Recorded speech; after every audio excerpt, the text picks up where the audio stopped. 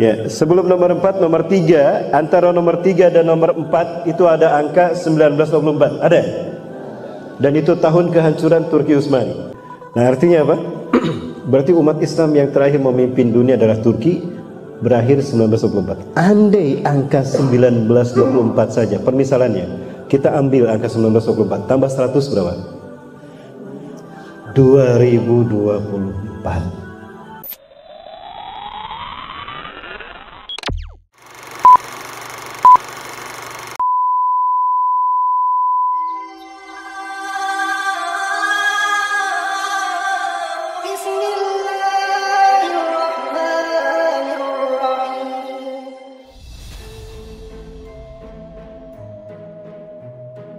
Hitungnya dari hadis yang tadi, Bunda. Hadis yang ini tadi.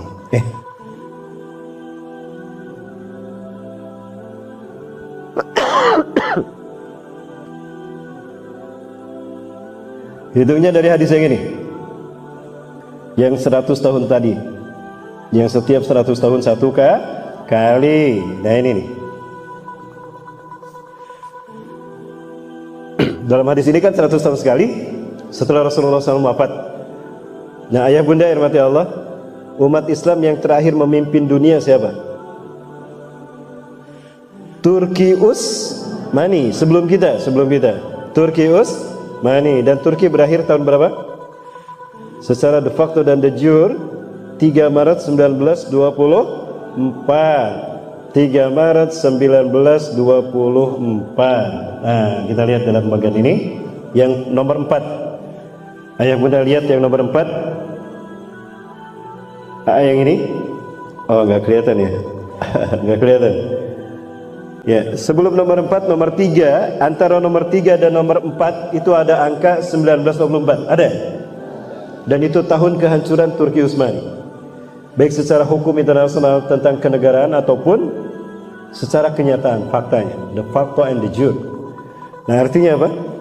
Berarti umat Islam yang terakhir memimpin dunia adalah Turki, berakhir 1924. Andai angka 1924 saja, permisalannya, kita ambil angka 1924 tambah 100 berapa? 2024. Berarti tahun berapa? Sebentar, berapa tadi 1924 tambah 100? Ini matematikanya versi sekolah apa versi KPU?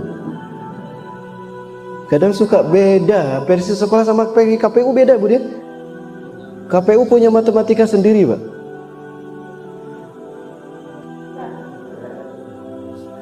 Ayah bunda rahmati Allah, 2024. Sekarang tahun berapa?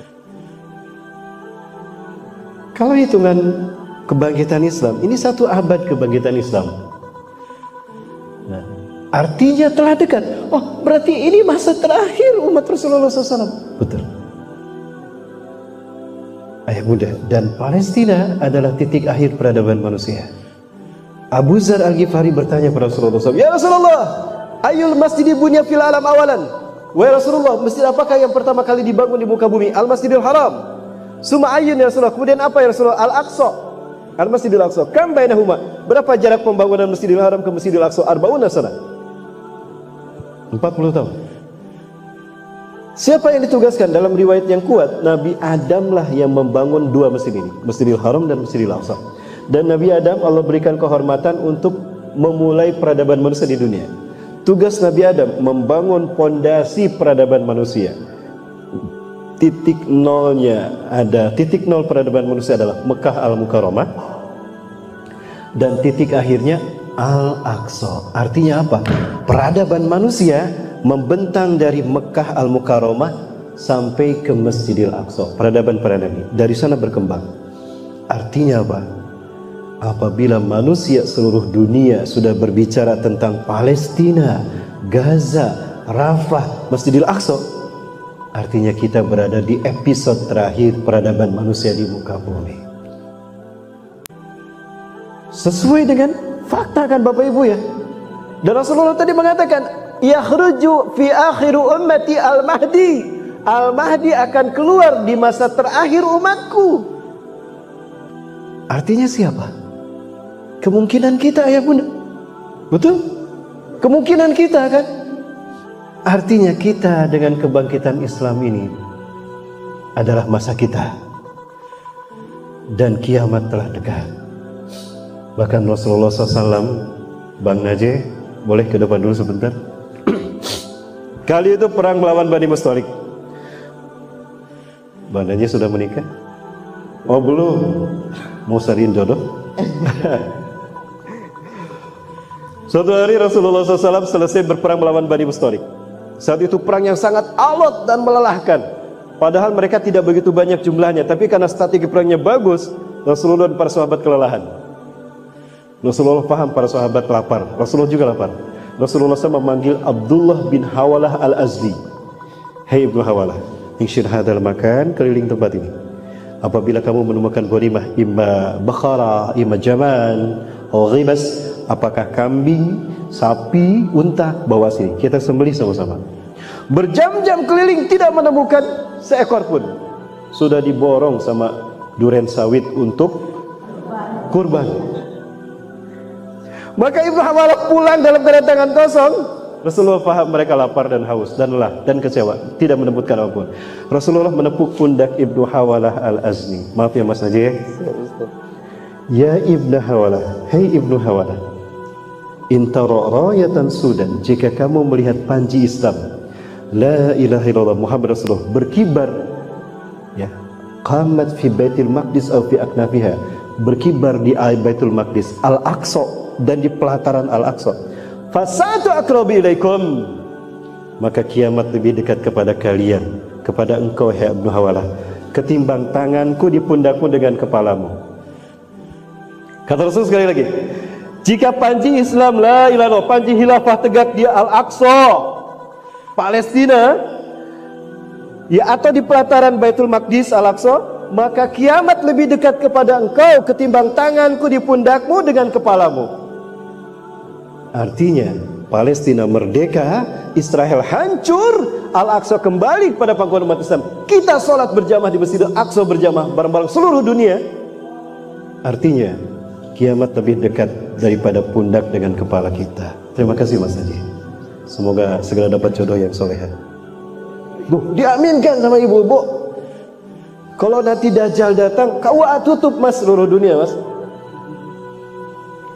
Ayah bunda, berarti siapakah masa akhir umat Rasulullah SAW yang dikatakan momentum Imam Mahdi akan datang? Sekarang tanda-tandanya sudah terjadi. Baik, saya kuatkan lagi. Hadis lain tentang kemunculan sang pemimpin akhir zaman ini adalah ketika wafatnya pemimpin Hijaz. Idza mata malikul Hijaz, apabila Raja Hijaz wafat, hadza min isyaratin khurujil Mahdi, itu adalah tanda keluarnya Al-Mahdi. Baik, Hijaz. Di manakah Hijaz? Al-makan ma bainal Makkah wal Madinah fahuwal Hijaz. Tempat yang terbentang antara Mekah dan Madinah, itulah Hijaz. Berarti Hijaz maksudnya Arab Saudi. Artinya ciri Imam Mahdi sudah ada dan akan diutus sebagai mujadid, bukan Nabi dan Rasul, mujadid, apabila Raja Hijaz, Raja Saudi meninggal dunia. Siapa Pak? Yakin? Kita bahas. Baik. Masih bersama saya?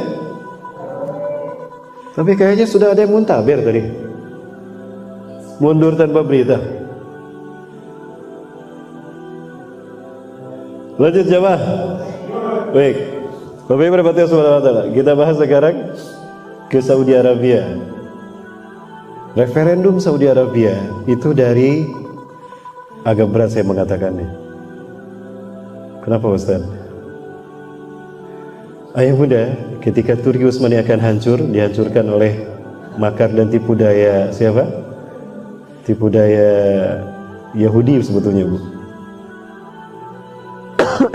Karena yang berada di balik revolusi Prancis abad ke-18, awal abad ke-18, revolusi industri di Inggris juga sama, dan revolusi Amerika itu adalah keluarga Rothschild. Di belakangnya ada Sir Merab Rothschild, petinggi 12 dinasti Yahudi yang mereka dipersatukan di Bavaria Jerman abad di awal 1700-an, Ya, kemudian dicanangkan 12 langkah untuk menguasai dunia. Saat itu Saint Meir Rothschild mengevaluasi kegagalan Yahudi Ashkenazim di balik revolusi Prancis.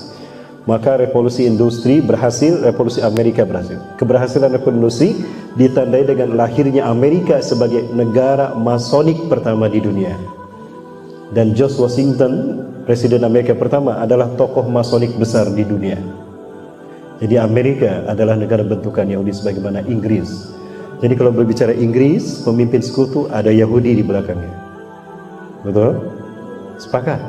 Nah, ada sosok yang bernama Thomas Edward Lawrence yang dijuluki Lawrence of Arabia, hafal Quran hadis. Kalau untuk Indonesia ada Snow Nugroho, ya, Dr. Christian Snow Nugroho, membidani lahirnya negara-negara Islam yang pecah dari Khilafah Turki. Dan Saudi Arabia pecah dari Turki dan berdiri menjadi negara khusus Al-Mamlakah As-Saudiyah Al-Arabiyah 23 September 1932. Pendirinya Abdul Aziz bin Abdurrahman Al Saud, beliau mempersatukan 13 kerajaan di Jazirah Arab di wilayah Najd dan Hijaz. Dan ini 13 kerajaan kecil yang dipersatukan, di dalamnya ada Mekah dan Madinah. Madinah nomor 4, Mekah nomor 11. Dipersatukan menjadi Al-Mamlakah As-Saudiyah Al-Arabiyah, KSA, bukan USA. KSA. Nah, dan ini adalah dinastinya. Yang paling atas itu Raja King Abdul Aziz bin Abdurrahman Al Saud, pendiri Saudi Arabia. Dari beberapa istri belum memiliki berapa anak? 10 anak. 10 anak laki-laki.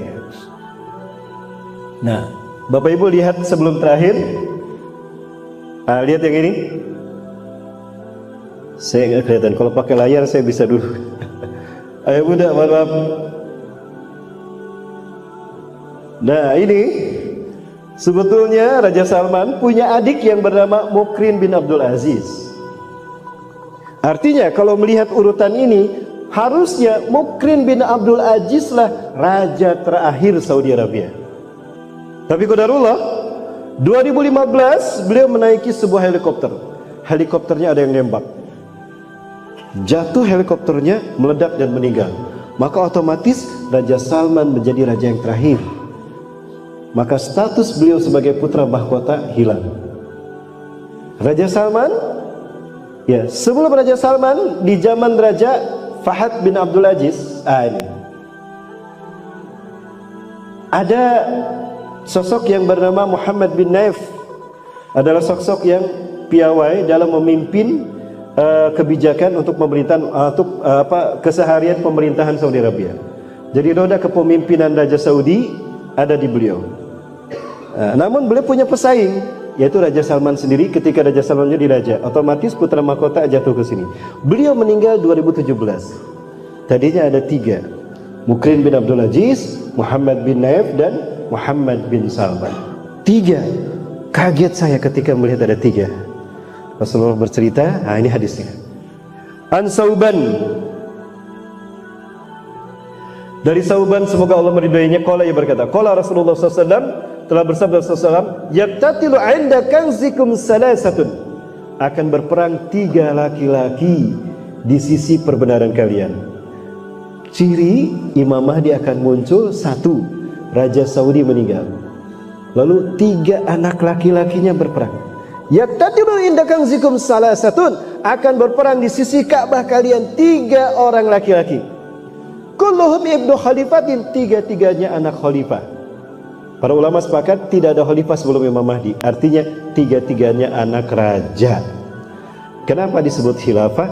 Karena pada saat itu umat Islam ada fase yang keempat, mulkan jabariyah. Mulkan jabariyah. Sekaranglah mulkan jabariyah itu. Ya. 3 putra mahkotanya berperang. Summa la yasiru ila wahidin minhum. Tapi salah satu dari mereka pun tidak berhasil menjadi raja. 3-3-nya tidak menjadi raja. Apakah 3 orang ini yang dimaksudkan? Mukrin bin Abdul Aziz, Muhammad bin Naif bin Abdul Aziz, atau Muhammad bin Salman bin Abdul Aziz? Ternyata Mukrin meninggal, wafat tahun 2015, Muhammad bin Naif 2017. Tersisa satu orang. Ya, dulu sampai memang terganjang-ganjang. Mana nih pemimpin yang kuat pengaruhnya antara dua pangeran ini? Qadarullah yang satu meninggal, maka tinggal Muhammad bin Naif, Muhammad bin Salman. Ustaz, berarti tinggal satu dong.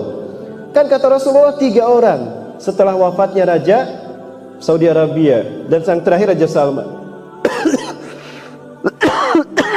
Bapak Ibu ada yang tahu kondisi Raja Salman sekarang? Sudah di ruang ICU kan? Beliau sudah dikatakan sudah koma sekarang. Ada yang mengatakan begitu, tapi saya wallahu alam ya, ini banyak berita bangsa-bangsa. Apakah Imam Mahdi sudah ada berarti? Ya, kita undang ke Durian Sawit nanti ya. Nah, Ustadz berarti tinggal satu, kata Rasulullah 3. Muncul 2 orang yang lain Bunda. Ada Al-Walid bin Talal. Nah, ini Al-Walid bin Talal bersama istrinya. Nah, istrinya putri pangeran. Lihat berhijab tidak? Ya, berarti ada persaingan kuat antara Al-Walid bin Talal dengan Muhammad bin Salman. Iya. Lalu yang ketiga siapa Ustaz? Yang ketiga adalah Khalid bin Farhan bin Abdul Aziz. Pangeran Arab Saudi Khalid bin Farhan bin Abdul Aziz. Bahkan beliau yang terang-terangan menyerukan kudeta, menggulingkan Raja Salman dan anaknya. Oh, berarti ada 3 lagi Ustaz sekarang. Muhammad bin Salman, Al-Walid bin Talal dan Khalid bin Farhan. Apakah ini isyarat Imam Mahdi sudah ada? Wallahu a'lam bishawab.